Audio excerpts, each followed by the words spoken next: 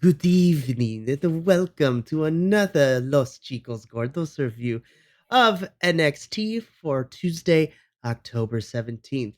Hello, my beautiful biconic nerds out there. And we are back with another review this week for NXT.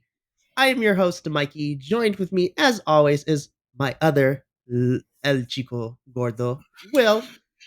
The big boys are back in town. We're here for another one. How are you doing tonight, my friend? Doing good, doing good, doing good. Ready to talk about some wrestling. Absolutely. I cannot wait to talk about this week's NXT because even though it's a 2 week TV special, not a pay per view, this is pretty much the go home show because now the next 2 weeks is going to be night one. And then in 2 weeks on actual Halloween, it's night two of Halloween Havoc. Jeez Louise. This is going to be interesting. So we'll get into the episode, but the last time we talked about a television special was back in the summer when we had Heat Wave, which was like 6, 7 weeks ago. Oh my god, time is a mystery at this point. Yeah. Oh my goodness. Well, let's just jump into it because NXT opens up with the Bada Bing Bada Boom Tag Team Battle Royale. So the way that we were explained to this last week, and it was also told to us this week, so 10 tag teams start in this match. And it starts as a regular over the top elimination style match where if one member gets thrown onto the floor over the top rope, then the whole team is eliminated.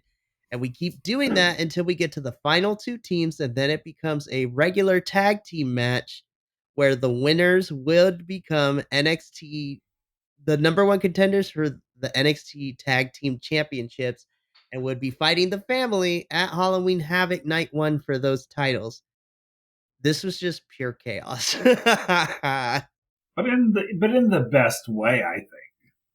This was one of those. I wasn't sure how it was going to go because you remember last time we had a 10-man crazy match. It literally was just like, what the hell is going on? But this was fun. This was actually a really fun match. It was fun to watch them scramble to try to get them out and get each other out because they had to go in order to get out. They had to go over the top rope. So it was fun to watch, some people going over and like holding on and hanging on to the apron, and it's like really trying not to get knocked out. But then it was pretty, and there were some shenanigans happening, there towards the end. But I really enjoyed this match. Like it was fun. And I knew it wasn't going to be, dare I say, anything serious. So I was kind of going into. I mean, hell, it's called the Bada Bing Bada Boom. I mean, come on, what are you expecting? Plus, you had the family up there on a table, eating their pastas, and it was like, okay, That this is part just gonna. got me so much. I know.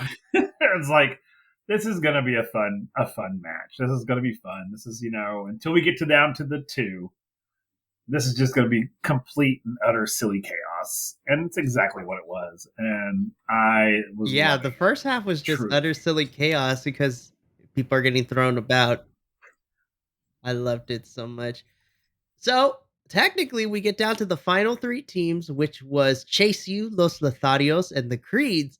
And then this is where shenanigans happened. Well, the first shenanigans in this match. So Umberto technically gets eliminated, but the ref doesn't see. And so because of the ref not seeing it, it gave Los Lotharios the opportunity, and then the Creeds get eliminated, and the ref happened to see their elimination. So I was like, my poor Creed boys. I was like, we were Yeah. so close. But the Creeds get eliminated, so our final two end up being Chase U and Los Lotharios. And then this turns into the standard tag team match, Right. which got some time. It was 10 minutes with this Oh, it tag team match. was. It was decent. And I was actually very excited that Los Lotharios were the ones that got to do this. No matter how they got in there, because I just ever since the telenovela happened, they've had like no FaceTime whatsoever. We only seen like little bits and pieces of them and things. This is the first time we get to see them like fully in action. And I was like, "Yay, finally!" Because we've seen everybody else. For the most part, we've seen everybody else do some stuff. But because ever since the like you said, ever since the telenovela, and then their sudden reappearance, which they made to be this huge thing, and then we never saw them in anything. Like they were there. It was like, oh well, okay. This to me felt like, hey, look, everybody, we're back. I feel like this And was their true coming out party, so to speak, here, because this. Listen, we got them in the Fatal Four Way at No Mercy, but this was a standard one, like 2-on-2 match, and I was just reminded how much I love Umberto and Angel mm, Garza. Their their luchador style of wrestling is, oh my god, it's so much fun to watch. yeah, it is. I love it so much. They're very nice to watch as well. I mean, you're not wrong. Also, I want to shout out to Duke Hudson too, because Andre Chase was kind of handling the first half, and then as soon as he got tagged in, I'm like, thick thighs will begin to save lives. Because Mhm. every time Duke Hudson's in the ring, I'm like, I forget how big you are, my dude. Yeah, my God. He is a thick man. And poor Chase, man. Jeez, I Louise. have never in my life have I ever felt so sorry for someone. They just pounded him. I mean, good for him, but he was taking it and staying up, but man, he was just getting annihilated in that first round. I was just like, oh my god, someone has got to tag him out. My god, you've got to tag out or you're going to die. You're going to die in this ring. Yes. He And there was a really, couple of really times was. they were like, was it Umberto that was choking him out? I Yes, I was like, think oh I was my like, gosh. shit. I mean, he was.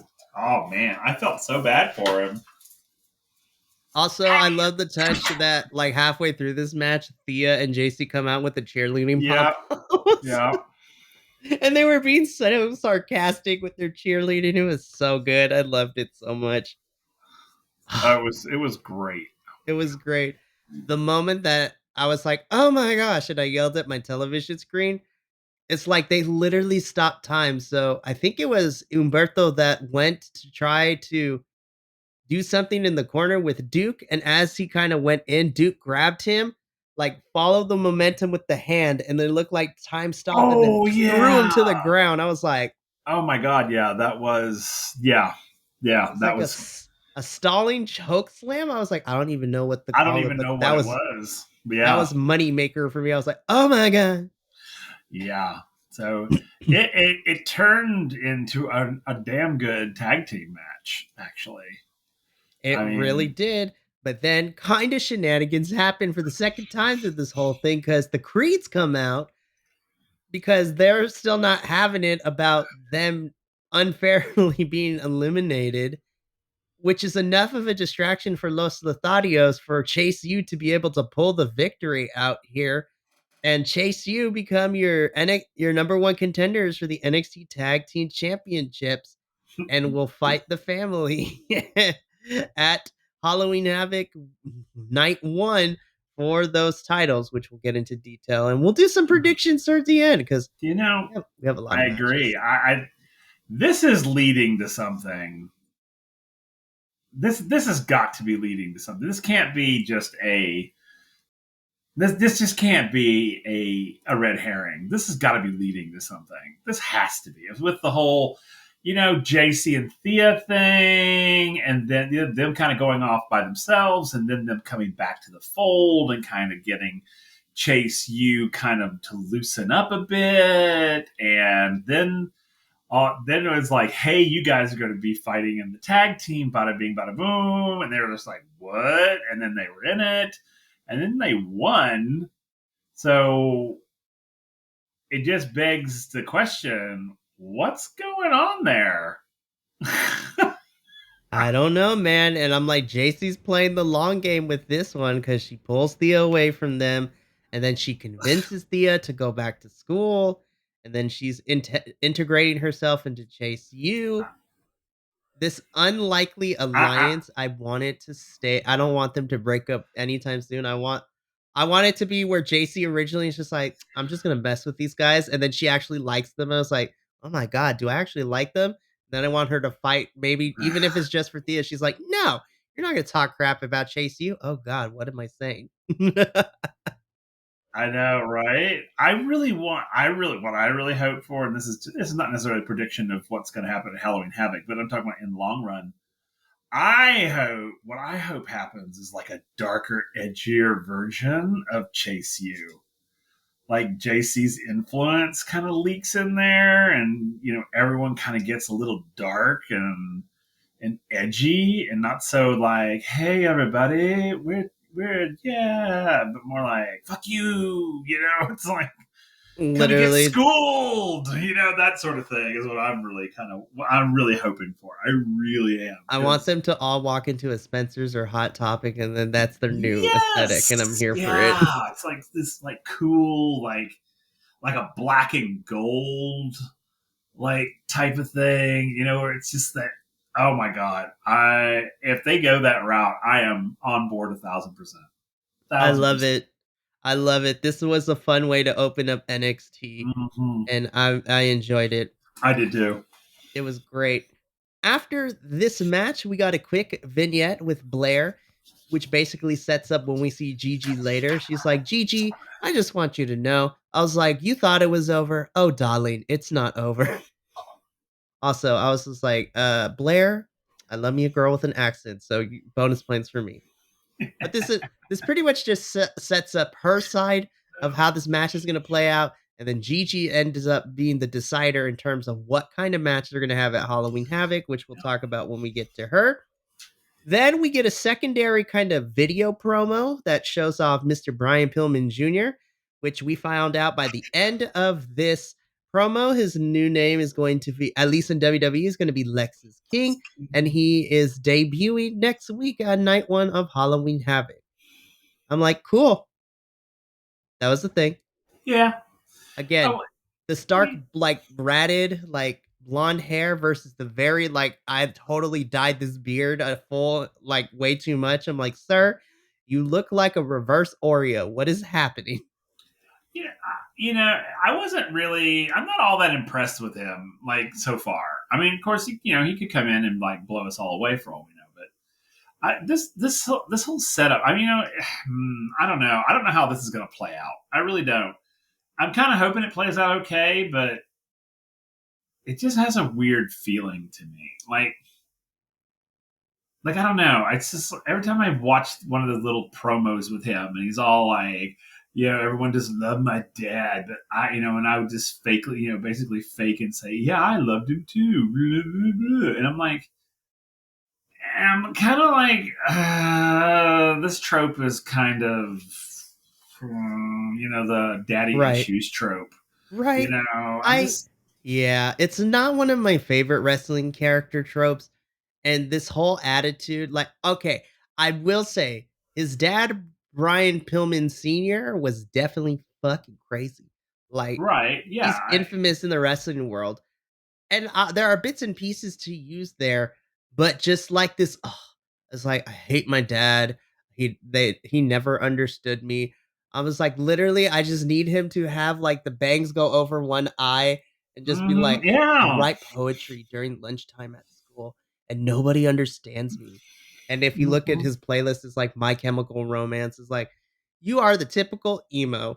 I was just like, Mm-hmm. but there are ways to make that character trope work. I love me a good Yeah. emo. I'm like, listen, I am a brown, big Mexican kid growing up in America. But if you looked at my playlist in my while I was in middle school and high school, it was the most emoist thing that you would ever see. But then again, that's because of the time period that I grew up in during high school, which, some of it, a lot of it was really great. I also grew up during the Twilight movie franchise, and I am unapologetically said I went and watched every single one. That's fair. But it was that time period where 3 Days Grace, My Chemical Romance, Yeah. all those bands were on my iPod. It was the period of the time. But I think that's the problem with this character that with Lexus King. That would have worked like at the height of this, like in the mid 2000s. We are in Yeah. 2023 where all these wrestling characters like and then more people are comfortable with using like their orientation and their gender identity and just the facets of characters of wrestlers have like evolved and I want to see the evolved version of this. He literally looks like he literally looks like Uncle Rico from Napoleon Dynamite just in emo form. He looks like Yeah. and then the little still shot we got of him during the bumpers, I'm like, he looks like a reject from my like Guns N' Roses. Like, what is Yeah, happening? exactly. It's so funny because I was like, you don't have to do this. This doesn't have to be the I hate my father. I'm nothing like him. Blah. It's like, All okay, right, we get, Simba, calm down. I was like, what yeah, is happening? I know. It's like, we get your dad was a crazy son of a bitch. We get it. Can't you do more of the I want to be my own man trope as opposed to my father's son trope? Just, I mean, come on. I'm just like, oh, look, another wrestler with daddy issues. I mean, that's all it is. It's like, okay, you're like, add him to the matchbox. I mean, it's like, yeah, it's nothing new, sonny boy. Come up with something more original than that. I mean, yeah, you can use your dad, and you should, because, like I said, your dad was a crazy fucker, but use it in a different way. I just, the whole boohoo me trope, I'm so done with. I'm so done with it. The whole, oh, I was so traumatized as a child. I'm like, okay, who wasn't? Move on. Jeez Louise. So yeah, I've been kind of like, whenever those little clips come on, I heavy sigh. I do out loud. My students were wondering what was going on today. Because You they were need to in, make them watch one of these episodes I for really should. I assignment. actually do. I've been actually thinking about it. It's like watching one of these to kind If of, it lines up, I'll be like, yo, zoom me in and I'll be a guest lecturer for them. Be yeah, like, seriously, here's it's, how you break down a wrestling promo from because somebody who reviews it. I mean, we've been talking about, and I do use wrestling as the idea of characters. We talk about character building and, story building and things like that. And I would share our, stories from NXT mostly. Um, and how they build, and these really great moments, and then there's some really really bad moments, and some poor choices, some stronger choices, and I just don't. I just think this Lexus King, Lexus, right? Is it Lexus? And I'm like, Yep. really, Lexus? Really? Come on, Lexus King, and I'm just like, I'm literally like, you're like a dime a dozen, buddy boy. You're another wrestler with daddy issues. Who pick anyone in the ring? Who doesn't have daddy issues?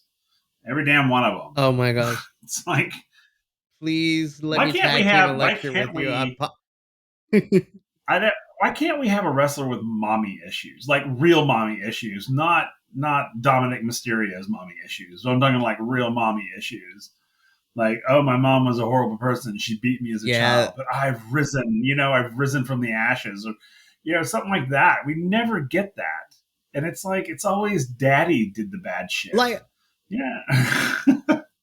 which is weird because this is like again, I am the mindset of equal rights, equal fights, and it applies to like mommy and daddy issues. Like it should be equal.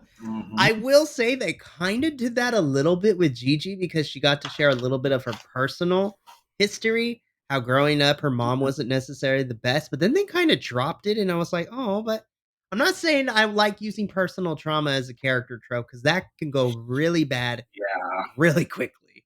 it can get But I dark very love that fast. because it made it could get dark really quickly. But it made to me, I was just like, I already like Gigi. It made me love Gigi even more because I was just like, oh, this is the real her, and she rose above it, and now she's here. But then we kind of just dropped it out of nowhere. I'm like, oh, okay, like I'm okay with that because we don't want to dwell on the trauma for too long. Mm, But that was kind right. of quick. Yeah. But So I don't know. We'll see. yeah, We'll see I'm where we go hoping with this the dude. in ring ability will impress me. But again, the character itself and just the But presentation of everything is I know, not my favorite. I know what it is. I know what's bothering me about it. You know who he reminds me of? Who? Baron Corbin. I mean, seriously, Baron Corbin, all he does is whine. That's all he does, everybody. And I don't care if you're a Baron Corbin fan, all he does is fucking whine. Every time he's on the damn microphone, it's boo hoo, boo hoo. Nobody likes me, but I don't really care. But nobody likes me, but I don't But I really give don't a shit. care. Yeah, it's like, I don't care if you don't like me. Yeah, you do. We know you do. Because if you didn't, you wouldn't say it out loud. And then this guy's the same damn way. It's like, boo hoo me. Boo hoo. My dad was, this person. Everyone looked up to him. They were, I'm like, oh, crying out loud. And I'm not going to lie, but his sort of mic skills are scaring me already. Yeah, I was just like, this is not how normal people talk. But again, No! I'm hoping he improves because, he's in NXT now. Like, I don't doubt his in ring ability. I'm hoping his character work will definitely get better. Right. But it's After like, this, yeah, but it's like Baron Corbin. Baron Corbin has great in ring abilities. His wrestling is actually really good. it's just his mic skills are. It's his mic skills suck, and his character sucks. So we're going to put a pause on that because we're going to come to him in a hot Yeah, we second. are. Yeah, we So, are. but after this Lexus King vignette, I love the fact that Halloween Havoc of all things has like an official theme song like the pay-per-views do. Listen, I'm a music nerd and main roster doesn't do a good job of like promoting it. I have to go out of my way when I make the predictions videos for the theme song of their pay-per-views. But I love that for every NXT pay-per-view, be like, we would like to thank this artist for the theme song for this pay-per-view. And I'll be completely honest, NXT has had some banging theme songs for all of their pay-per-views this year, and they're in rotation on my iPod. But we get told from our commentary team that New Year's Day, the band, their song Vampire is the theme for NXT Halloween Havoc. And I listened to it on my way to work and I was like, I'm here for it. It's badass. It is badass. I was listening to it today at work too. I was just like, yes, we're here for female led bands like this who like metal and rock and everything. God, it's so great. It's so funny. I always associate sort of band like female led bands kind of with wrestling because another group that would be great is and I think they've used them before is Evanescence. Oh my gosh, yes. I like Amy Lee. I love Amy Lee, and I think that music just to me just kind of lends itself to wrestling. I don't know why, it just really does for me. But yeah, Them and there's another band, Flyleaf. I remember I was like that was mm-hmm. also a staple of my middle school and high school days, and I will revisit their debut album like over and over again. It's it's beautiful. All right, let's get into this one because this was a lot to take in. So we go back to the ring, and Carmelo Hayes' music hits, and he starts off this whole chain of events.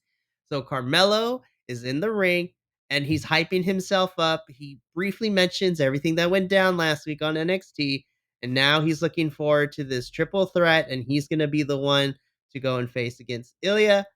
We don't even get we get like 2 or 3 sentences maybe, and then everything just starts to kick off. So then first we get an interruption from Baron Corbin. So as Will begins to process his emotions and prepare his statement, let me run through this portion. So Baron Corbin comes in and interrupts. His mic skills aren't necessarily great, but I could summarize this whole thing saying is like, Mello, you are not him. I will be the one to win. And frankly, I don't care about anybody else. And you're just a shell of your former self.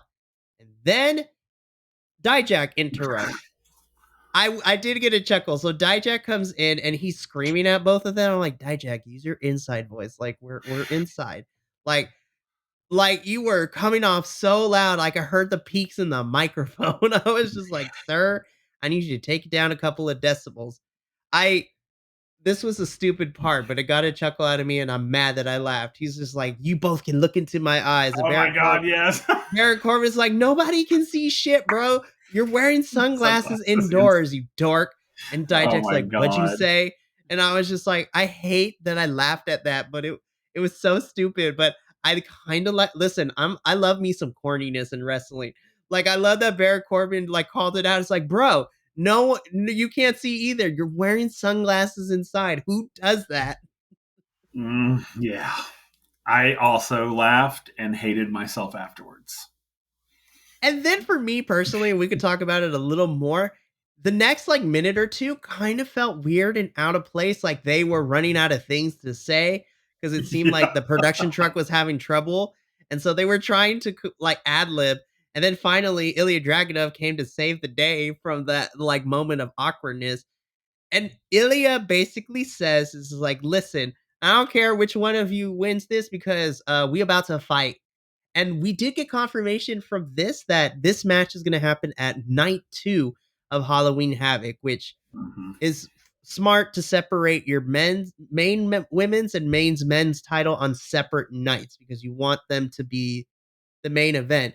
Which at this point I didn't know that the women's match was going to main event until later in the show, and I'm not going to complain. But Mm-mm. Ilya tells the three of them in the ring that Cody Rhodes was, guest general manager last week. And before he left, he weighed one more decision because he decided to. And Cody Rhodes, at this point in the show, I agreed with his decision because Ilya said it's no longer going to be a triple threat. Now it's a fatal four way. And I personally asked Cody to include this man into the conversation. And here he is. And then whoop that trick. Whoop that trick. Mhm. Trick Williams comes out. I want to acknowledge Carmelo Hayes' facial acting in this scene Oh because yeah. it was money. He's just like, oh, hell no. Also, the camera kind of panned away, but Baron Corbin's face, he's like, oh my God. Like, Baron's facial expression also was awesome Oh too. yeah. He's like, I don't know if you've seen the Shrek movies, but it's like the cat in that. I think Yeah. Shrek, the second or third movie, is like, what? Yeah. It's the no. It's the Or no. the It's one the that goes, Puss in Boots. ooh. Puss in Boots. Puss in Boots is The like, one that's like, ooh. oh. That's how Baron Corbin was, and I loved He it. was. It was so funny. Oh my god. So Trick comes out. Carmelo's trying to compose himself because he wants to go off, but he's not going to do it in public.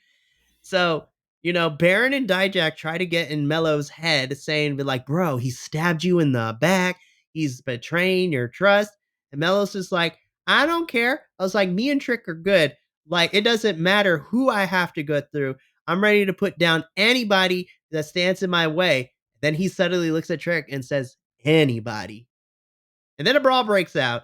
So Dijak and Corbin get the upper hand, but Trick and Mello are able to bounce back and push them out of the ring. And then Mello is looking to see if Dijak is in the ring, and then he slowly takes off the coat like he's about to beat Trick up. And Yeah. then he just comes up behind Trick and hugs him. But we, as the audience, saw everything. We And saw it. I saw that look on his face. Like I could take this. This is my opportunity. I was like, ooh, what's about to happen? And then he's all like, oh no, okay. Yeah, yeah, you guys, yeah. I'm like, you snaky Snake. snake. So You. So I want to give quickly. I want to give my thoughts, and then I'm going to give you the floor to speak on this whole thing. Um, Overall, I didn't hate this. I don't like Baron on the mic. Diet Jack was not the strongest on the mic, like he has been, and we've seen him be better. His whole entire interaction with Eddie Thorpe, their feud, like his mic, that promo work was better than what we got tonight. Trick is the star. Mello sold. Mello is the perfect example in this segment of what I want more from WWE and all my wrestling shows is the show, not tell. Don't explicitly tell me what's happening, but just the facial expressions and the subtlety in body language and everything is what I look at. And Mello was awesome in this, being able to show it from an acting perspective, or at least I hope it's acting. And Will can correct me if I'm wrong, but I enjoyed this more than I thought I was going to. But yeah, once Ilya came on the Titantron, this literally saved the rest of it because it was going downhill a little bit. All right, now I give the floor to Will to give his overall thoughts. And Will, what did you think of this setting up a fatal four way, or at this point in the show, the fatal four way for the number one contendership? um, I felt overall. Now I don't have a lot to say, actually, believe it or not, because most of what I have to say I've said 1,000 times. But I think this segment went too long. I think they could have truncated this a little bit. Because you're right, right before Ilya came in, it was starting to like. I mean, you could actually see it on all their faces. Like, what are we supposed to do now? I mean, it's like they were waiting for Ilya to come in. Like Ilya was late or something, like, or they didn't get the video clip on in time, or something. Something happened, and you could kind of see everybody kind of like looking at each other, like, what do we do now? And then that's when the ad libbing started happening, and it started getting weird, and it was like, okay. Um, but I think we were talking off camera, is that I didn't care about this match. The three of them going against each other. I didn't really care because I don't. These characters like Baron Corbin, I could give a shit about because I just don't. There's nothing about his character that I care about. Dijak, I like Dijak because he's like the ultimate villain. He's a bad guy, and he knows he's a bad guy. That's what's so great about him. And Carmelo is just that snaky dude that is an opportunist. He's a total opportunist. He sees his opportunity, he's going to take it no matter what. No matter what it does, to who it does it to, or anything like that. So I kind of know where I land with these guys. So I was kind of like, okay, whatever. And then Ilya comes on, and I was like, okay, I love me some Ilya. So he was talking, and then when he was like, when they announced Trick coming into this, I mean, I lit up like a Christmas tree because I was like, oh my god, this just became a badass match. I was like, because now you've got Baron and Dijak fighting everybody, because it's like, oh shit, Trick's coming in. Because to me, I'd be like, oh no, Trick and Carmelo, they're going to team up on us, and then they'll take care of whatever they. So then it became all the tension in the room just like skyrocketed. And I agree with you also with Carmelo's face. Man, his face could it just spoke volumes. He was like gobsmacked. He was just like, I mean, his mouth was wide open. I mean, he could have caught flies. And it was just like, what? It's like, and you're right, even like Corbin was just like, what just happened? And Dijak was, I think, just Dijak, but he's like, all right, whatever, But yeah, I think this match, once Trick came out, I think it got more or not match, but this sequence became far more exciting. And then when the fight broke out, uh, I was like, okay, this is great, this is good. Okay, I love it. Tension, love the tension. Then Corbin and Dijak got ejected, and then when Trick was like, yeah, you guys, blah blah blah, and then Carmelo was freaking out behind him. I was just like, to me, it literally looked like Carmelo was having a mental breakdown. Like he was having a physical manifestation of a mental breakdown. And that's why when he looked at Trick with those crazy eyes and started taking that jacket off, I was like, this right here is what we have been waiting for. We had been waiting for this moment where this rivalry is about to happen. So we've got the next block in the rivalry, because now Carmelo has to fight his best friend, and Carmelo's okay with fighting his best friend. Like he's like, I'll take him down. I don't care. So we've got this, and I think I kind of like this Carmelo better than the wishy-washy one right before this, because it was very wishy-washy, and before he got the title taken away from him, he was sort of like, but now it's like he's like Gollum in Lord of the Rings, and he's like, my precious, must Well, have my precious back. I think and this is just for me personally, like, if you have somebody who's going after the title, whether it be face or heel, there has to be some sort of motivation slash desperation, Yep. and Carmelo falls into that desperation category because since losing that title, the story that we've been getting with him so far is that he feels that there's a part of his identity that's missing because he's not main champion, and he Right. lost that title to Ilya. And so now there's a desperation because Carmelo is willing to do anything and everything to get that title back. And as we saw throughout tonight, even though we weren't told he was the one responsible, when he says he's willing to do anything to get back that title, he means anything. That includes backstabbing his best friend Yeah. Trick, as we'll talk more about that Yeah. later. Like they say, revenge is a dish best served cold, and Carmelo is cold as ice. And and the Gollum reference is a completely legit, because it's the idea that that one thing, you cannot live without that one thing, and anyone who takes that one thing from you must be gotten rid of. And that was the look on his face when he was looking at Trick before he decided to just join him at the ropes. There was the look of like, I could take him out right now. I could do it right now, and then I don't have to worry about it. And it's that is truly what it is. It's like he's got gold fever. It's like he's getting like single uh solitary vision is what he's getting. He's got all he can see is that title belt. That's all he can see. He can't see anything else. And that's what I love about this, because it's like, and that's how these beautiful betrayal moments happen. And that he can't, and it's sad because it makes us feel bad for him, because he's so caught up in it that he can't see the damage that he's doing.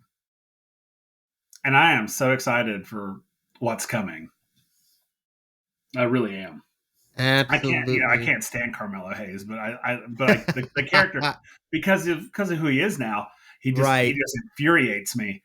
You're right. And so I'm always saying that I just hope somebody knocks him down a few pegs. He needs to be knocked down a few pegs. So anyway, Oh, yeah. I I'm excited for what's to come as well. But this at this point in the show, we set up the sets up for the fatal four way for later on. After this, we jump backstage where Fallon Henley is talking to some of the girls about the breakout tournament and her own journey from being in that tournament, not necessarily almost making it to the finals, but losing and coming up short. But then she ended up getting championship gold.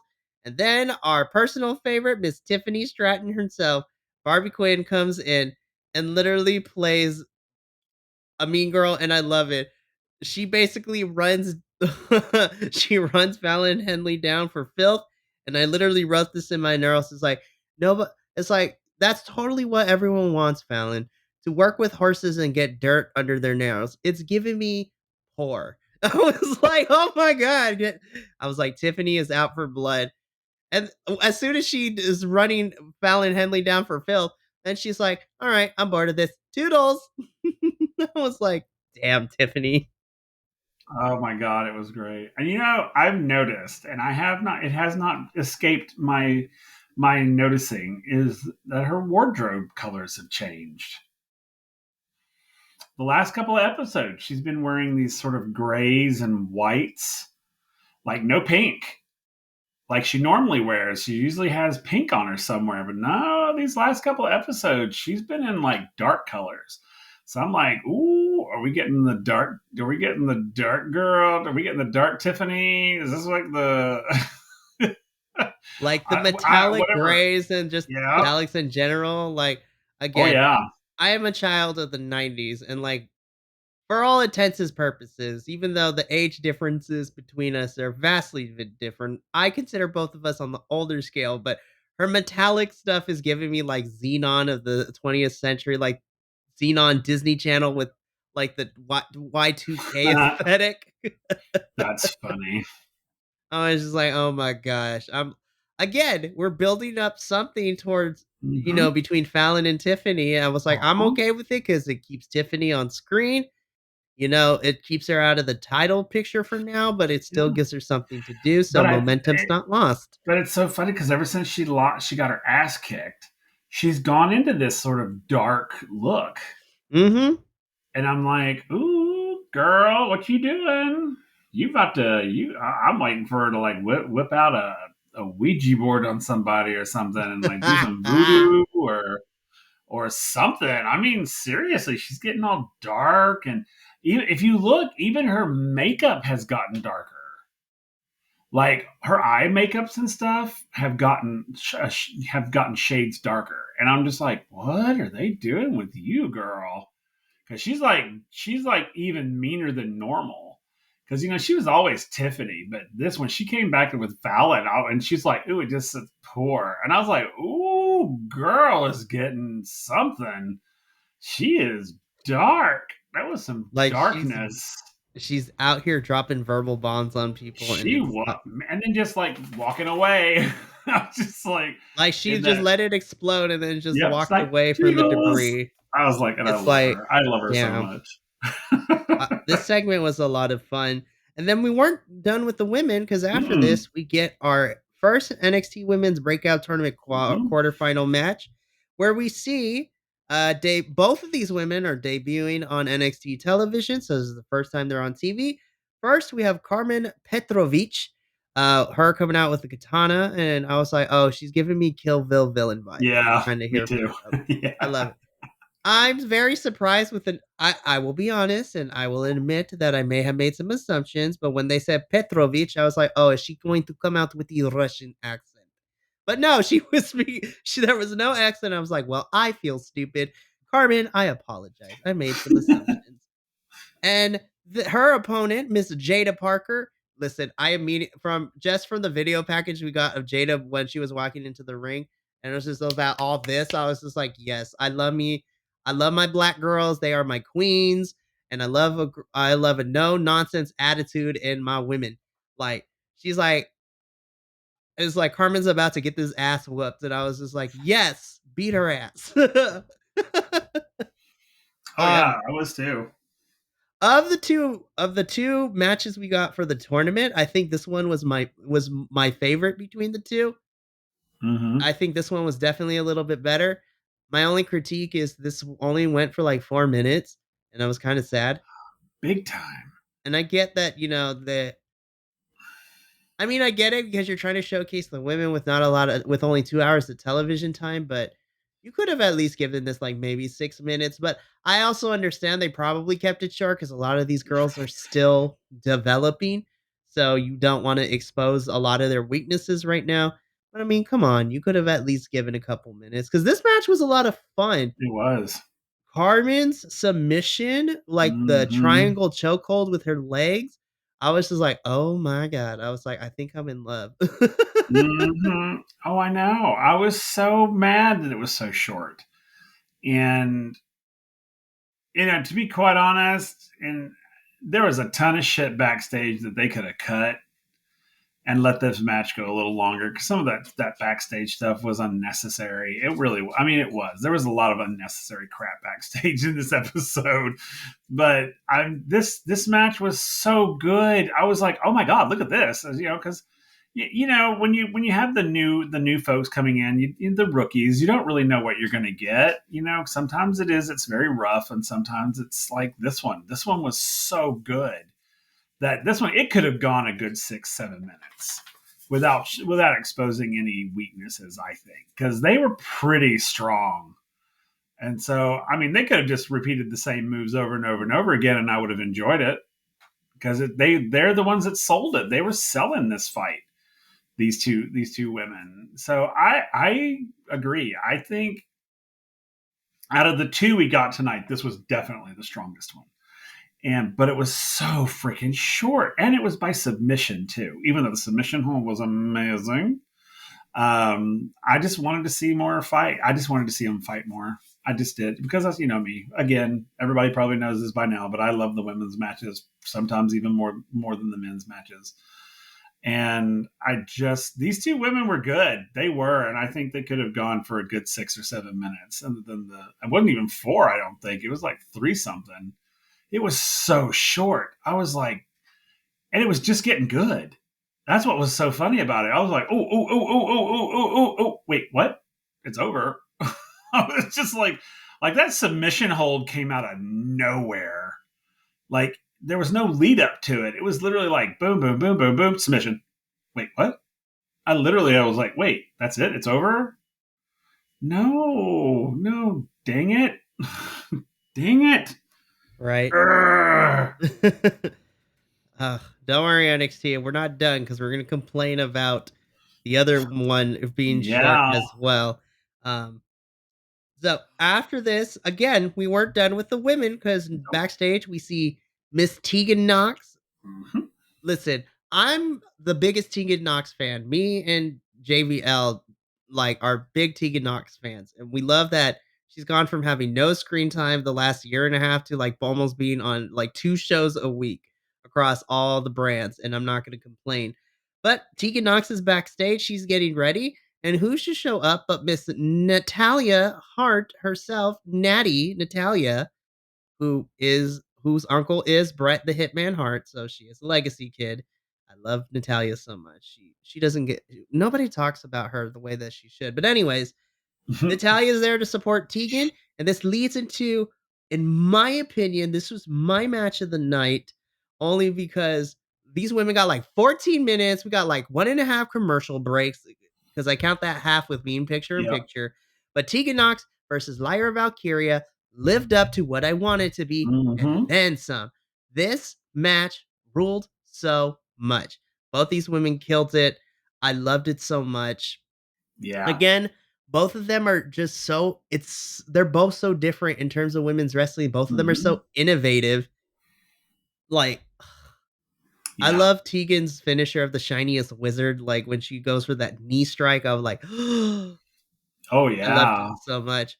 But Lyra does pick up the win here, but that's because as this we're getting to the end and to like the closing parts of it, we have our women's champions, Chelsea Green and Miss Piper Niven, come out and kind of yell at Natalia and Tegan. And Tegan's like, okay, I got a match I need to finish. So she gets back into the ring, and her and Lyra have like a quick 30 seconds of going back and forth. And then Lyra just cold cocks her with the roundhouse kick to knock Tegan out and for Lyra to pin her for the victory.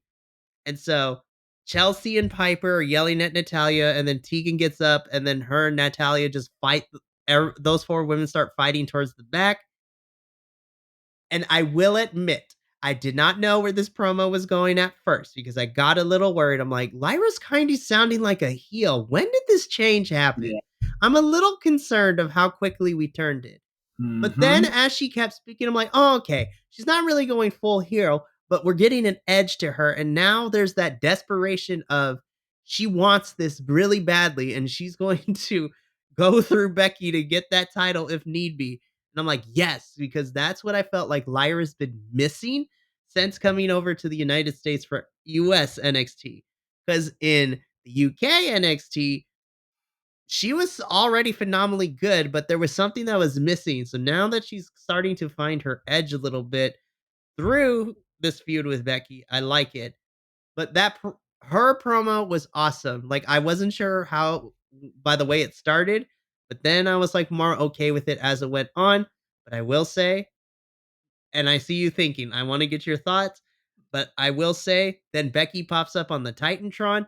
Becky fucking knocked it out of the park for me. I'm like, holy shit, that's why she is the man right now. But that promo was fucking good from Becky. She's like, Lyra, I hope you come with the same desperation that I do. That when I leave my house and I leave my daughter at home, I'm putting everything on the line. I'm fighting like my life depends on it. And she told Lyra, if you want this title, you need to put it all on the line, like your life depends on it. Welcome to the big time. And that's how we end that little segment. This back and forth, these two women, I'm fucking excited for this match, but we'll talk about it. But Will, I see you thinking a little bit, and we may have some disagreements, but what did you think of Lyra and Becky's promo? Okay. So I think her switch was too fast. I think it came out of nowhere. I think this sudden, like, I want this title and Becky's in my way, especially considering the last episode. There was the whole I idolize you. You're the one that made me want to do this. I really got into this because of you. You helped me. You trained me. You did all this stuff. And the only thing I haven't done is face you in a match. And I was like, that is beautiful. It's like the students becoming, stepping into the teacher's role, and it's such a great thing. And then all of a sudden, after this match, which, by the way, this was my first Tegan exposure, and I really like her a lot. But then all of a sudden, after this match, she suddenly is like, I mean, without putting too fine a point, it's like, bitch, I'm coming for you, and it's like, wait, what? So the switch didn't make sense to me. It still doesn't make sense to me because it's like, wait a minute, and then she started talking about all of her experiences at the place in England, and all of a sudden it was all negative. And I'm like, wait, where's all this coming from? I don't understand. Wait, you were like singing praises and you were saying, and then all of a sudden it's like, oh, you were holding me back and you were this and that. And I'm like, like who's talking in your ear, girl? Because that ain't what happened at all. And so I don't understand why. This is my thing. I don't understand why a title match cannot be sportsmanlike. Why can't it be? I hate to use the word gentlemanly, but why can it not be genteel? Why can it not just be, hey, you're amazing. I idolize you. I feel like I can now step up to your level, and I would like to try it out. And then have a fight. And then it's like, if you win, then it's like, there you go. You did it. Good on you. But why does every title match have to be I'm coming for you, bitch? Or you did this to me, or you this, or you that. And it's always so negative. And I don't understand why it has to be that way.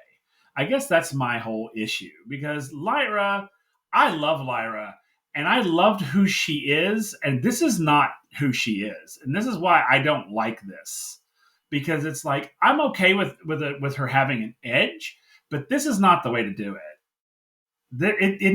She needs to have an edge against someone else. I mean, this is literally like I'm taking down my mentor for being good to me. Therefore, I'm going to destroy you. And so I don't. This switch made no sense to me whatsoever. I don't understand why she's angry.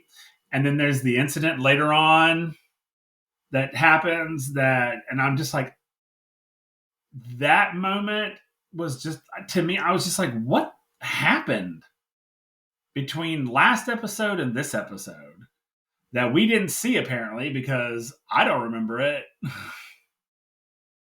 And so that's just me. I don't know.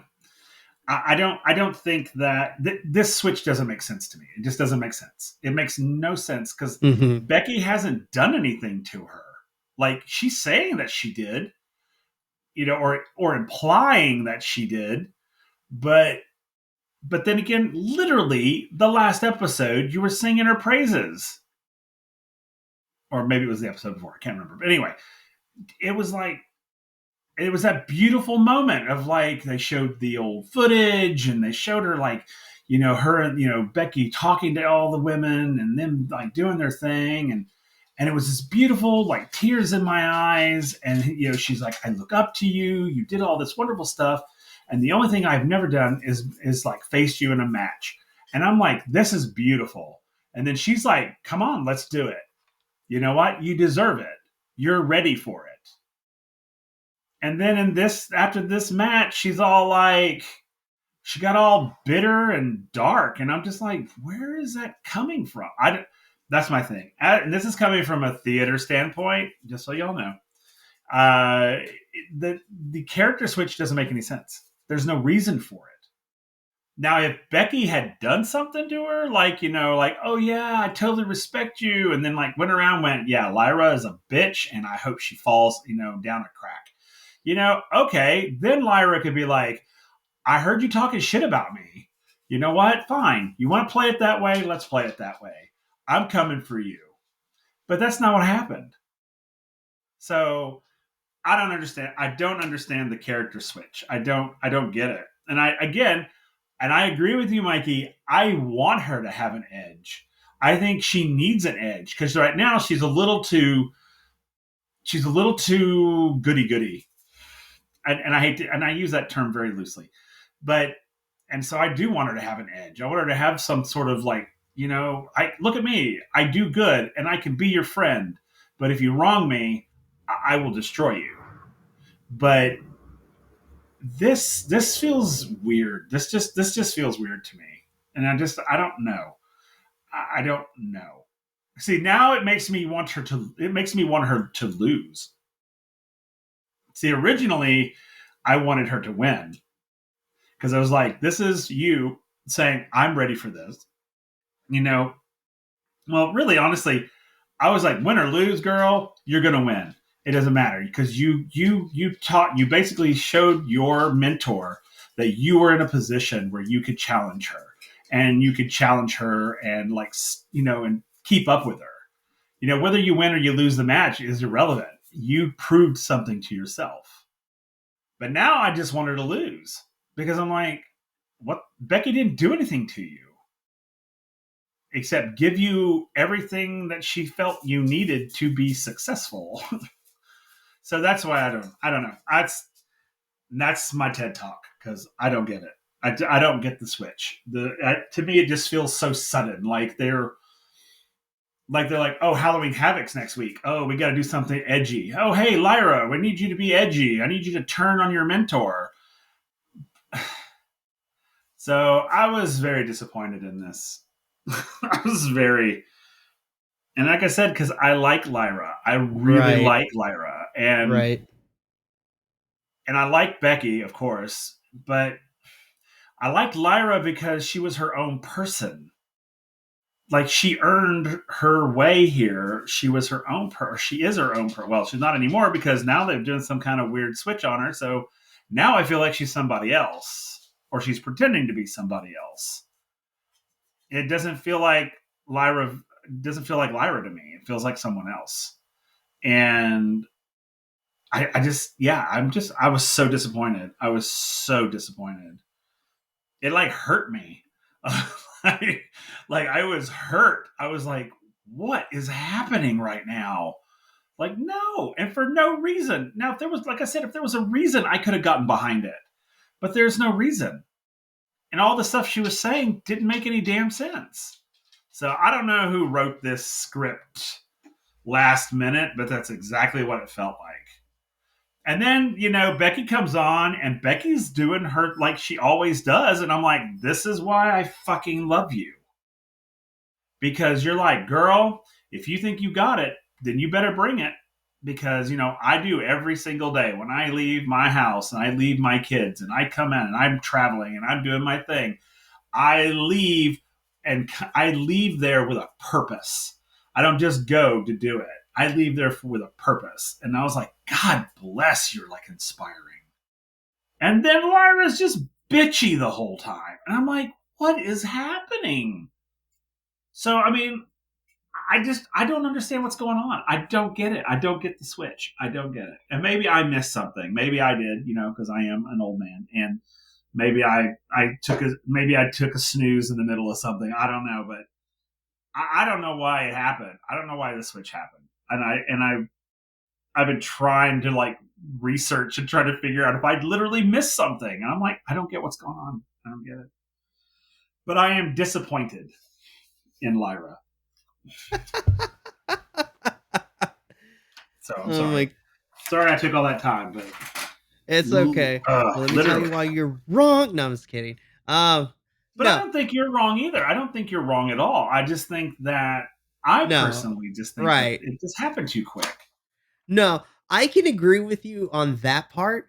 I was kind of weirded out in the sense of like the switch up between the motivation that Lyra had going into this match, because it went from being able to face somebody that she admires and it being this very chivalrous and kind of honorific kind of thing.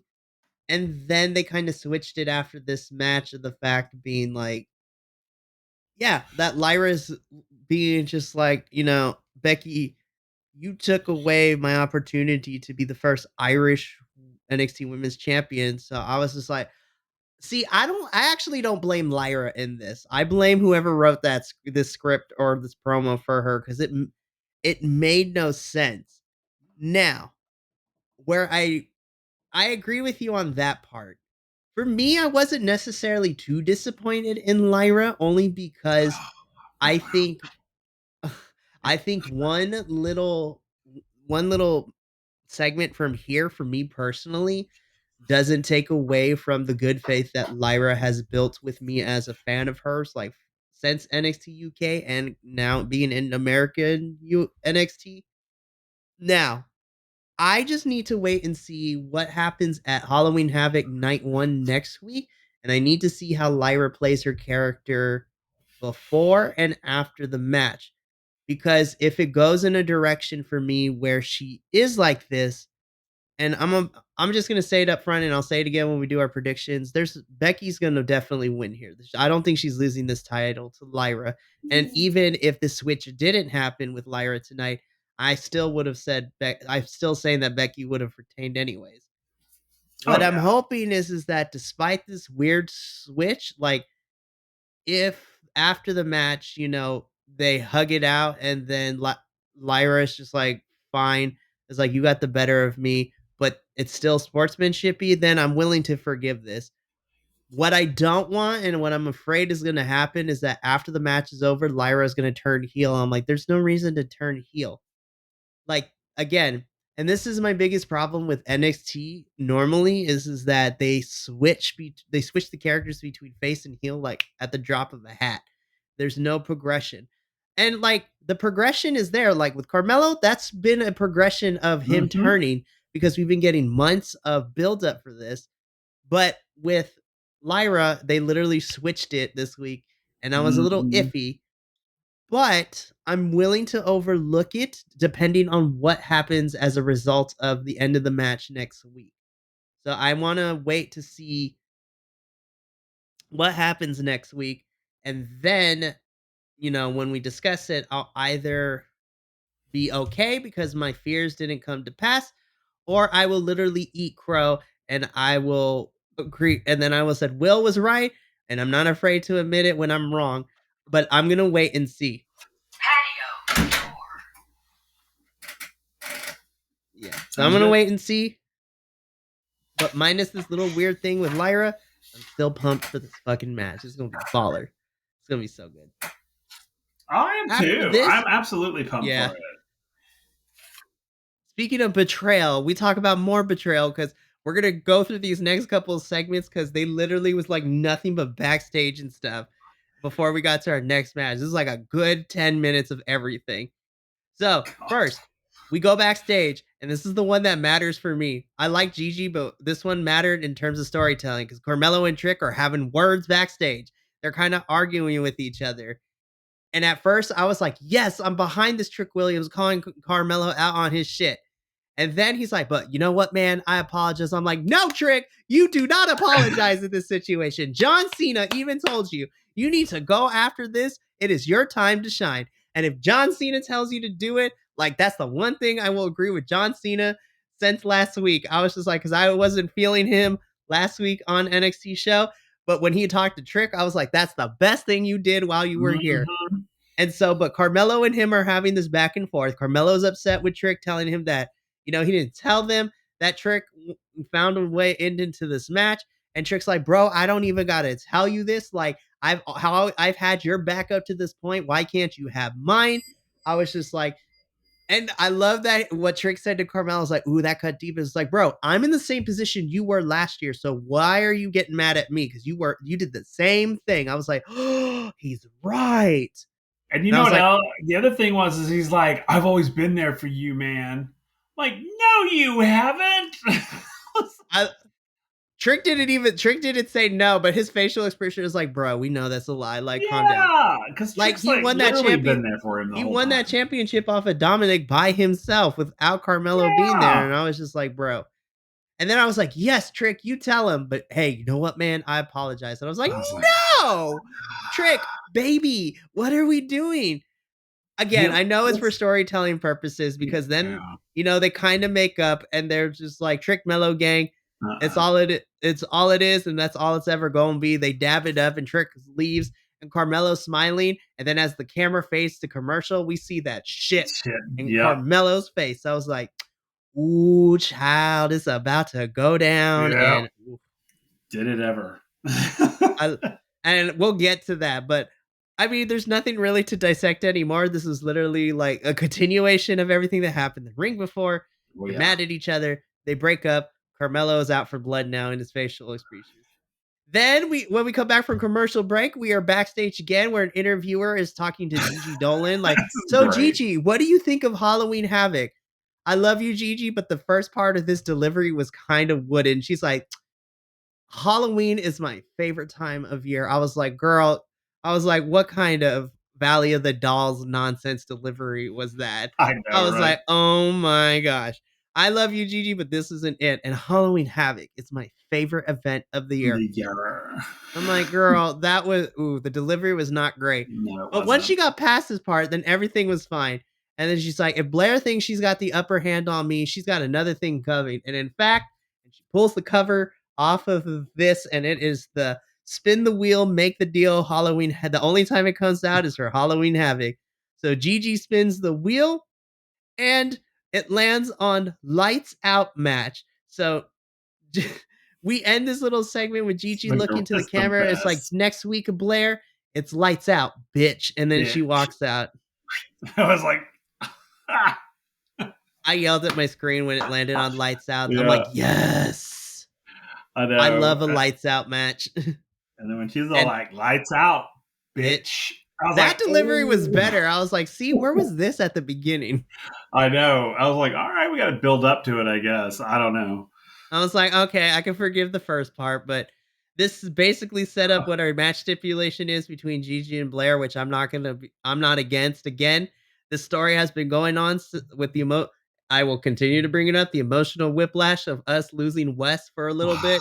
And then it just literally goes into the bitches fighting backstage. I was like, My what is God. I love it so much. That, and I'll have to say that the Gigi Blair build up has been one of my favorites. Because it was like literally they would pop up in the middle of everything, just whooping each other's asses.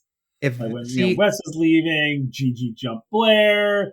Then Gigi's in the locker room. The lights go out. Blair jumps her in the locker room. and we got a preview too, because literally the lights went out and Blair attacked her. And Oh my then they had God. a match, but they weren't done. So this is going to be like a big blow off Oh match for my these two. God. I was like, yes, I was like, see, if this is how we built up Baron versus Braun at No Mercy, I would have kind of been invested Mm, in it a little more. But we already talked about the build. We moved on from that. yeah. I know. Okay, so this next segment, I know I was supposed to feel for this, but I was chuckling because of how corny this whole thing was. And Von Wagner, baby, you are not an actor. You are not. Oh my I God. No. I love you, but you are literally the real life embodiment of a low intelligence score barbarian Yes. for all our D&D our Dungeons and Dragons nerds out there. You get that reference. I'm like, Oh my God. He is literally. they're playing the Literally. sappy music as like Mr. Stone is trying to like, you know, encourage Vaughn and all this stuff. I was just like, baby, like Vaughn, I love you, but this was not it. And I shouldn't have been laughing. I'm like, oh my god, this is so corny, and I feel bad for laughing, but this was so hokey and like not a good way. You know, th- I agree with you. I was chuckling through this whole sequence, and I was just sort of like, but then it was like Mr. Stone, Robert Stone. the way he was talking to Von Wagner, I don't know if anybody else out there in the big G land of LGBTQ, did you pick up the homo vibes off of that? Because I sure as hell did. I don't know what's going on with WWE right now, and just in the general wrestling promotions right now, there is such underlying I homoeroticism. mean, seriously, the way he was Literally, talking to C him, Team. I was like, "What the I was happening?" like, are, is he about to like kiss him? I was like, it was like, oh baby, it's okay. I mean, it was that's what it kind of was like like they were partners or Just be like, boyfriends or I was husbands. like, "What?" Oh my god! Now that you mentioned it, and I'm thinking back on it, I'm like, "Holy crap!" That explains how uncomfortable I felt. Not because I'm anti that, but I was just like, "There's some underlying tension, and I don't know what it is." And now that you mentioned, it, I'm like, "Oh my god!" In that context, I literally hope that all they know what they're doing, and they're just pulling a big ass prank on the audience. Because literally, Von Wagner's catchphrase is like, "Somebody's about to get Yeah, tabled." I'm tabled. like, "Jesus." I was like, "Jesus, what is Yes. happening?" And then this whole sequence, I was like, I mean, I'm not one of those gays that's like, oh, everybody's gay. But these two characters are written the way they're They're writing real the them subtext is really gay. is super gay. It's not a little gay, it's super gay. I was like they share an apartment together and they've got a little dog or something. I don't know, but that was that wasn't like I'm inspiring you. That was like, I love you, honey. You can get stronger. You can do this. That's what that was. And I was just like, the whole time, my eyebrows were up, going, what's going on here? I was so surprised. You're just this is like, "Mikey, did you sense this tension?" Yeah. And then we have Stone later, and it's like, Oh my okay, we'll talk about that because I was just like that between him and Braun, I was like, both of you sound like you about to have some angry things happening between your yeah. It's like, each other, and we'll talk about that when we get there. God bless. So after this, really quickly, our next match, we have Kiana James taking on Shotzi. This is a fun little match. Shotzi's like just being Shotzi is great. I I love her. love the blue lipstick. I love the whole aesthetic choice. He and Kiana looks like she's about to win, but then Roxanne comes in because Shotzi helped her out last week and she's repaying the favor. So Roxanne grabbed Kiana's purse. And again, this was so campy, but I was okay with it in this instance. She pulls out a brick from Kiana's purse. And I'm like, ma'am, that is not a brick. That is like a piece of foam that somebody badly painted red. I was like, y'all couldn't have gotten actual brick. Like it's but you know what? I was okay with it. Oh, And the way God. she was holding him, like, girl, you're not selling Yeah. that this is a whole brick. Like, calm down.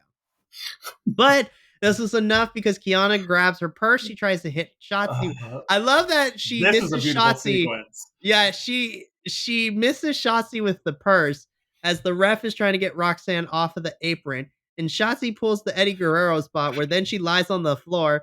And as the ref turns around, she pretends like she got smacked in the face with the purse. And so Uh, then Kiana and the ref are fighting for the purse. Ref gets it, throws it out of the ring, and that's enough of a distraction for Shotzi to pick up the victory. So Shotzi beats Kiana James with slight interference from Roxanne Perez. This was such a fun sequence. oh This my was a god, fun match. Like it it was so was. campy. I'm here for it. Oh my god, it was. It was that Latin move at the end was fantastic though. When she grabbed the purse and like hit Kiana with it and then threw it at her and she caught it and then she like she laid down and was like, oh no, oh no. I was I like, love oh Eddie Guerrero's my spot where they god. fake being hit with a weapon. It's so much fun. Again, the campiness of this match was in full effect, and Shotzi is one of my favorites Oh because my of god, it. I love her. I really this is like I don't know I didn't know a lot about her till last episode we learned a little bit, but I really like her a lot. I like her a whole lot. I love it. So going from one, idea of camp to the next, backstage we see Metaphor, who is on the phone with Noam Dar, looking like they walked out of a Spice Girls music video. And so, God bless our backstage correspondent Mackenzie, because she's just like, So it's like, so we heard about Jakari Jackson. She had to pull out because of injury. How is she doing? And then there be like Noam Dar on the phone, and everybody's being overly dramatic. They're like, "Oh my gosh, she might lose an arm." I was like, "Girl." And Mackenzie even chimes in. She's like, "It was just a shoulder injury. Like they said, there was no." She literally said, "It doesn't require surgery. All of you need to calm down." But like they were They on may the have, phone, yeah, they're like and they then may you have to take the arm. again. I I'm sorry, I snorted. This was the funniest backstage sequence ever. I was crying when they were like, they're gonna have to take the arm, and I was like, the kids just like, what? Mackenzie's like, it wasn't even that. It's not that deep, you guys. Like, everyone needs to Oh my calm down. god, it was so God bless funny. Mackenzie. She's such a great backstage correspondent. And Oh I love when god. she plays it in. But then, if you blinked, you missed it because Akira Tozawa comes in. And it's just like, I'm looking for Noam, and they're like freaking out. They're like, he's not here. He's like, well, can you tell him that I need to talk to him when you see him next? And then as Akira leaves, like Noam Dar's on the phone. It's like, who is that? And then Lash Legend is just like some loser. Like, we'll talk about it later. Just all right, we're on our way to the hospital. We'll see you there. Like, this was a whole mess, and I loved it. It was great. So great. It was so funny. I was just like, I love Metaphor and Noam Dar. They are stupid and they are cheesy and they are, oh my god, but dear god, they are funny as hell. I love this Just little faction. Please keep them as the god. comedic like heel types. This is so good. Yes. Oh my I god, they're loved it. so It's fun. so good. So we go from this moment, and then backstage, Trick Williams got attacked. And so everybody is like getting him, and then Carmelo's in there, like, yo, somebody go get some help. And then this kind of transitions to when we come back from commercial. We have our second correspondent who's like in the NXT parking lot. And I'm like, girl, you about to get jumped, hit, kidnapped. Somebody's about to get kidnapped in their car, set on fire. A lot of things have happened in the NXT parking lot. Well, I'm just to put it at that. But she informs the audience that Trick Williams had to be taken to a local medical facility. So he is out of the fatal four way, and then it reverts back to a triple threat. And I'm like, oh man. I was like, in my head, I already And knew this was gonna happen, but yeah, I me was just too. like, no, I wanted them to subvert my expectations. Oh man. I wonder if they took him to the same place that Von Wagner was at. Oh my gosh, they're gonna be roommates. They were roommates. Yeah. Yeah, roommates. Actually, I would be kind of down for Vaughn and Trick to have like some sort of rehab situation together, like physical It would be therapy, funny. It could be. It like the could odd actually be couple. really It could funny. be hilarious, but I don't think that's gonna That's not happen. going to happen. So we go from one backstage attack to another one. So again, Mackenzie putting in the Lord's work tonight because she's literally back in the locker room with some of the tag teams who lost, and they were all just chilling. And Dominic Mysterio just magically walks in and is like, Dominic, so you had words with Nation Frazier last week. What are you? And then Dominic cuts off. Is like, look, I didn't even know who that kid was until he rolled up on me. And then I was just like, but I'm already over him. And then, but without missing a beat, before Dominic says anything, literally, Nathan Frazier is my MVP of this episode because he's literally like full on like Peaky Blinders. Just comes out as this like, hey, yo, Dominic, no refs love, pushes him and then starts molly whopping him. All Like, the way out of the locker room, down the oh, hall. to the ring. Listen, at this point, Mama Laguillo came in and she sat and watched this little segment with me. And she's like, as soon as Nathan pushed him and then started like punching him, literally the exact words of my mom is just like, that escalated quickly. I'm like, damn straight. Like, no love lost with Nathan Frazier. It's like, no refs this time. Oh, just whooped on him. I was just like, and Dominic Literally was trying to get away from him the whole time. wasn't even a fight. This was a ass whooping. It Nathan was. Frazier was just beating him up, and I love the rest were trying, and then they were getting punched as well. Like Nathan Frazier was out for He everybody. was. Oh It my was god. so we get to the ring, and Nathan Frazier cuts a couple of moves on him. And as Nathan Frazier sets up for a Phoenix Splash, Mommy Rhea Ripley comes in just in time to pull Dominic out of the ring. And Nathan Frazier stares down at the both of them. I was like, this is the next NXT North American feud. Let's go. I'm here for Yep. it. Me too. Especially if we get Nathan Frazier being this aggressive. God, it was. And then I loved him just sitting in the middle of the ring, like looking at Dominic, like, you can't. What's going on? You're running away. I was like, oh my god. And then then she's like, Rhea Ripley's like, oh come on, let's just go, let's just go. And I'm like, oh look at that, mommy had to save you. This Oh, I'm excited for this feud. I am this was a too. I laughed at this segment, but like in the best way possible. Oh, me too. I was like, Nathan Frazier's kind of hot now because I was like, that was so aggressive. I was like, Yeah. Oh, it was. I It was was like, great. listen, ladies and gentlemen, and non-binary peoples of the internet land, get you a man like Nathan Frazier who will fight anybody for you, Mm-hmm. literally. Exactly. God, it was such a good sequence. And then we were done with the backstage. Again, this was a lot of It was a backstage lot. It segments before was. we get into our next match.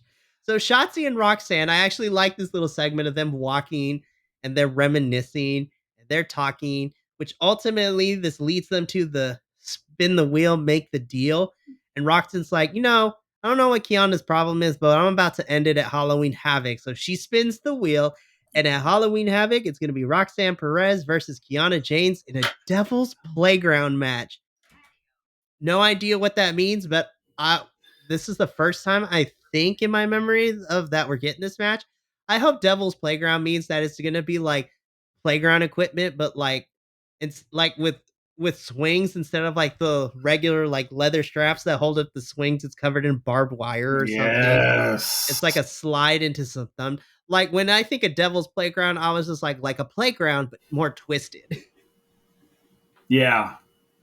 I don't know Agreed. what it entails, but literally we're getting a street fight, and I'm not upset. Oh, it is. I agree. I think it's going to be damn good. So then, after all these backstage segments, we finally get another match. And this was another quick one. This one was a lot quicker than the first one, but this is another NXT Women's Breakout Tournament quarterfinal match with Ariana Grace taking on the replacement for Jakara Jackson, Brinley Reese. Now we got a little bit of Ariana Grace. I'm gonna be completely honest, and the internet may come for me, but I don't care. I don't like the Miss America type of characters in wrestling because it doesn't bode well. I was just like, and especially in 2023, I literally saw a TikTok video like an hour before the show started of like the Miss America pageants, and I'm like, these women are doing doing protest pageantry, so like the national like outfits that the international girls wear for Miss Universe or whatever, but all of them were like doing social justice in their costumes. Like just a couple examples. Like there was one of the girls had a rainbow flag and it was just like stop the hate. One of the Asian women, international women, on her dress in the back it says stop Asian hate. We had Miss Myanmar coming out with a little sign that says pray for Myanmar. We have one of the girls from Brazil, I think, come out in a coat that says pay nurses equal wages. Um, and then I think Miss America came out and like did an interpretation of Lady Justice with the blindfold and the scale, but her dress was covered in like bloodied handprints to simplify of like all the bloodshed that has happened in order to get the country to where it is. And so I'm just like, this Miss America type doesn't do anything for me. And I thought Brinley Reese was a lot of fun. Like her Mm-hmm. character was really cool. But this match was a lot shorter than the first one, and this one was not my favorite. No. I was okay that this one ended a little sooner than it did because I agree with you. I was just like, when she had the mic and was all like, I just want to, la, la, la, and I was just like, excuse me. You're excused. Um, I was just, yeah, I wasn't on board with that either. I was just like, no. I was just like, no. Let's go And with that something sums else. up this match. Yeah, I mean, it really did. I mean, the match wasn't what it was for what it was. It wasn't horrible, but it was sort of like, eh. The execution of Ariana Grace's finisher was a little bit lackluster. I was like, I Yeah. don't hate it, but the Mm-mm. execution of it this match wasn't great. No. I mean, No, I literally was like, if this match hadn't happened, it would have been all I mean, honestly, because I don't think that necessarily. I don't think it showcased either of them well. No. And I want to be kind of fair because Jakara was supposed to be in Brinley's spot anyway, so maybe it would have ended up differently with Jakara and True. um Ariana, but again, short match. Hey, It was what it was. yep. And Wasn't then we move on. necessarily my favorite, No. but Ariana Grace moves on to the semifinals where she is going to I'm like, oh, this poor girl. Because we'll make our predictions, but I was just like, I looked at the semifinals. I'm like, I'm hoping they do what I want them to do. And I was like, the right two people should be winning those semifinal matches to face the final. Mm-hmm. We'll get into that when we talk about our predictions. Then we get into part two, Electric Boogaloo of the homoerotic tension. So Braun Breaker's backstage with Mackenzie. Mackenzie's trying to ask all these questions, and Braun's literally just like, bro, I don't care. Like, I really don't. I was just like, I'm gonna kill anybody.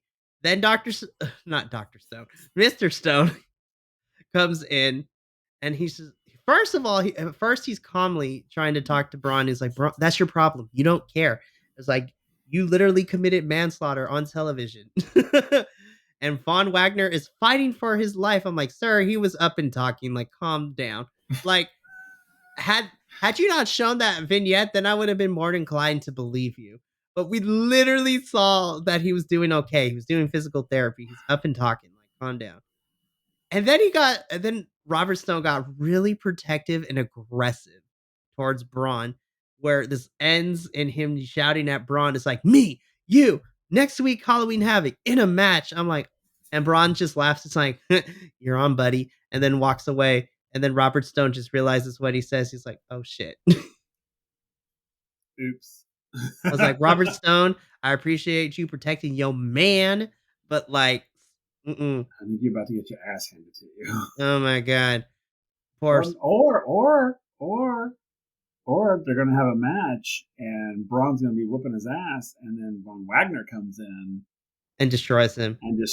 which would be Poetic justice. Yes, exactly. But Now, again, I could see something like that happening. there was, again, both men were so angry. I was just like, are y'all going to like have some angry time later? Like, what is happening? It's like angry sex was about to happen. I'm telling you, like, Robert Stone was like you were mean to my man. I mean, like, he's my baby, and you were this. I mean, that's it. That's how it was coming off. I was just like, what is happening here? What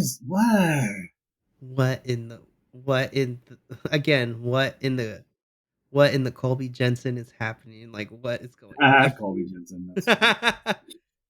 See, yeah, but seriously, I knew you would get that reference. I appreciate it.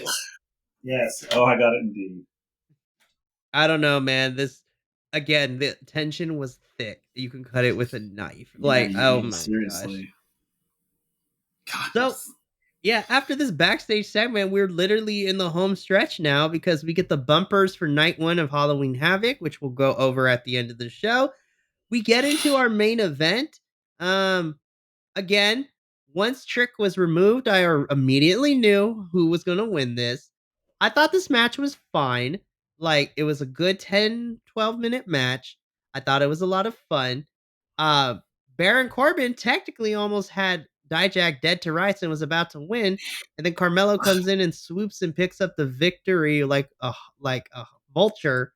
And going to Halloween Havoc to face Ilya at night 2 is going to be him versus Carmelo Hayes. Ilya versus Carmelo Hayes, round 3 at Halloween Havoc night 2.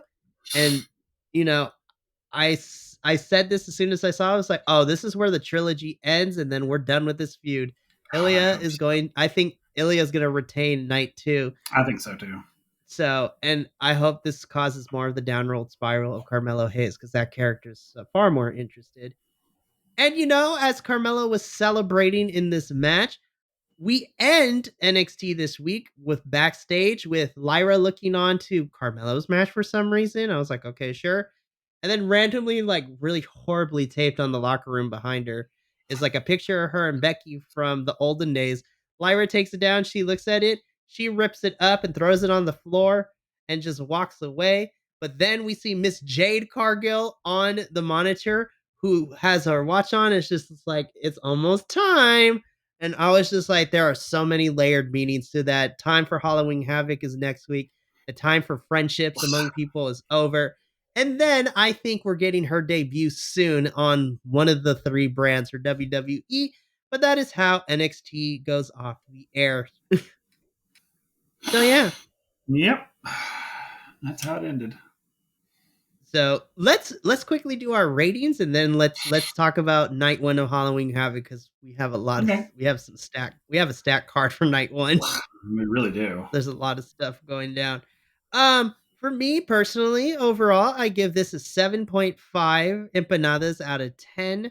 I thought this was a pretty decent show. There were a couple things that brought it down for me. The breakout tournament matches are kind of feeling like a background because we're building towards Halloween Havoc, so they're not getting the time I think they should. Lyra's switch after her match with an excellent match with Tegan was a little crazy. And the in ring with all four of the men before Trick and Ilya saved it was like starting to spin its wheels, and it could have went really bad had it continued. I was like, oh my gosh. And then again, the vignette from Lexus King, I was just like, there was a lot of things I was just like, oh, fine, it's not horrible, but I still thought the majority of the show was pretty good. Though I also will dock points because there's just way too many backstage segments this episode. I was just like, I know we're setting up for Halloween Havoc, but geez Louise, this is a lot. So therefore, 7.5 out of 10. Okay. Well, I gave it a 7 out of 10 because it wasn't a bad episode, and I even told you that off camera that it was actually a decent episode. It wasn't bad, but there was way too much backstage stuff. Some of that stuff could have been cut easily. Like some of it was unnecessary. Keep the build up stuff. But the rest of the stuff kind of like didn't need it. Yeah, and I agree with you. The knockouts they felt kind of just thrown together. They weren't given their time. Uh, and then, of course, all of the just and all of the Corbin Dijak stuff. I was just like, come on, guys. But I mean, overall, though, again, overall, it wasn't that bad of an episode. I enjoyed it. I truly did, and it has me excited for Halloween Havoc Week 1. So 7 out of 10. Excellent. Alrighty, so before we have our send off for tonight, really quickly, let's go over what we're getting for night one of Halloween Havoc. And then we can try to make some predictions, even though they don't really count because this is a TV special, not a pay per view, but we're going to treat it as such. So, starting from the bottom of my list, we have Lexus King's in ring debut. Lexus is obviously going to win, so I don't know who his opponent is, but it doesn't matter. Lexus is going to win. Yep. Then we have both the semifinal matches of the women's breakout tournament. We're going to have Carmen Petrovic take on Lola Vice, and then Kehlani Jordan versus Ariana Grace. I hope they make the right decision. To me, I was like, I love Carmen, but I'm picking Lola to win. I would say Lola and Kehlani. Yep, that's what I want to see in the finals. Those two. I was like, that's the one I want to see, especially since these two have been kind of going at it before this tournament, and it makes logical sense that those two would be in the finals. Absolutely. So then one of the two non-stipulation matches for the NXT Tag Team Championships, we have the Family defending their titles against Chase U. I love the goofballs of Chase U, but I'm picking Stax and Tony to retain the titles here. I really want Chase U to win this. Me too. Like, I kind of want them to win. I really do. I mean, I think the family's going to retain, but I really, really, in my heart of hearts, want Chase U to win win this match, just because I think it's I don't know. I mean, I think it would make for good television. I mean, I really do because it's Chase U's sort of the goofy, haha fun.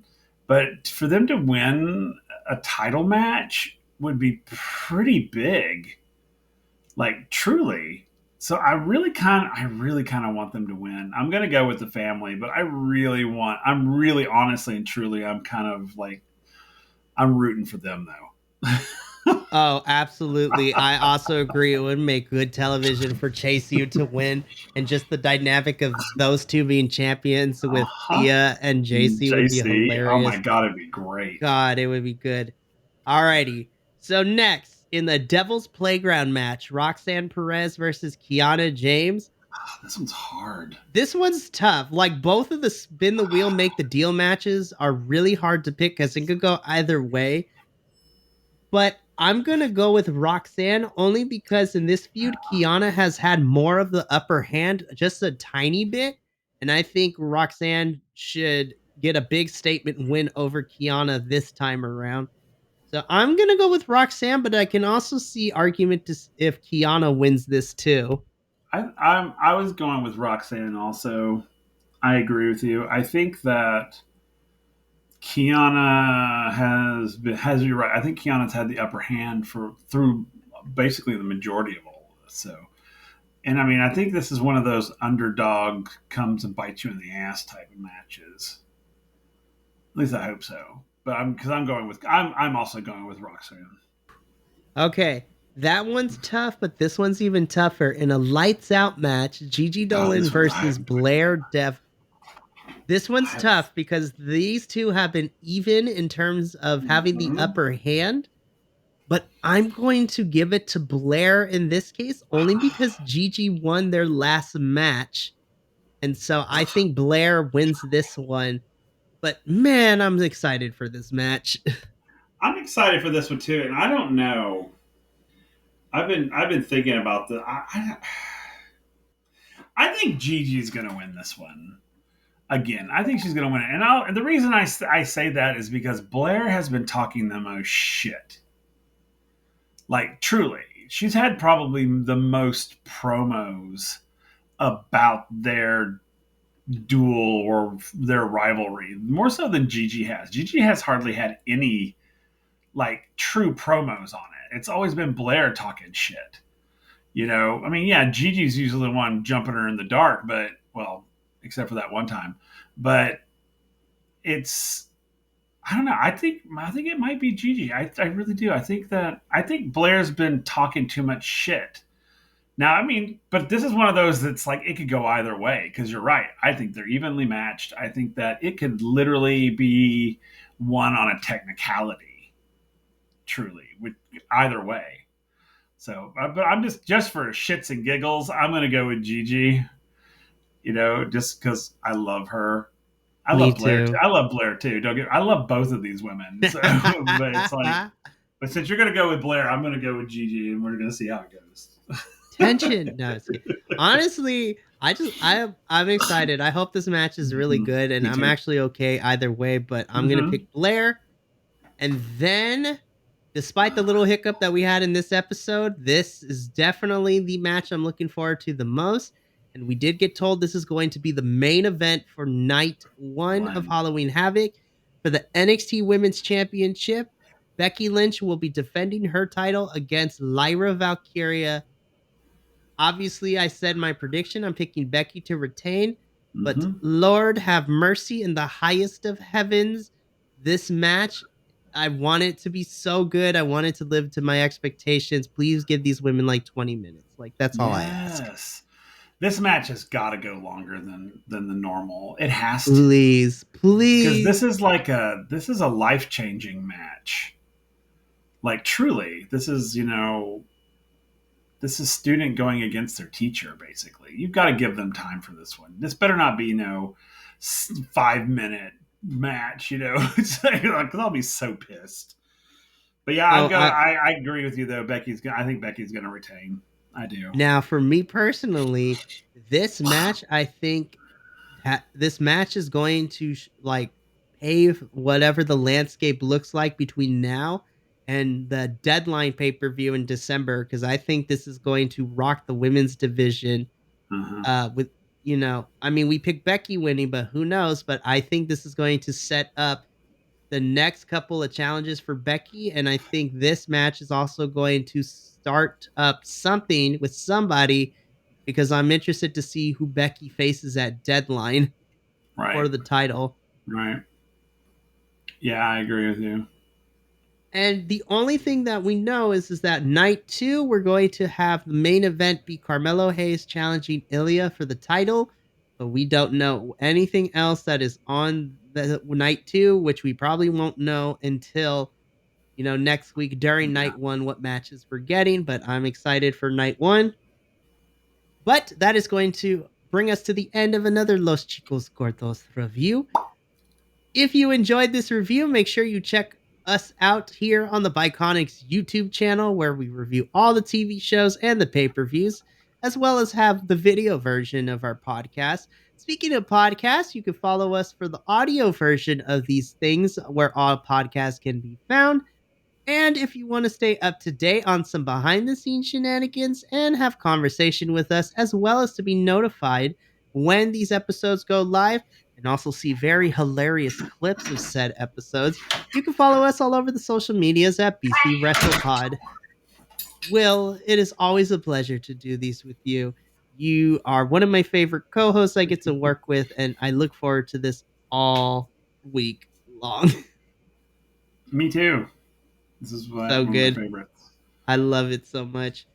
But that is going to be it from myself and Will and all of us here at the Biconics YouTube channel. Remember, take care of yourself, love one another, and stay bike and be Biconic, you beautiful bastards. So until the next review, we'll see you later. But until then, ta-ta for now.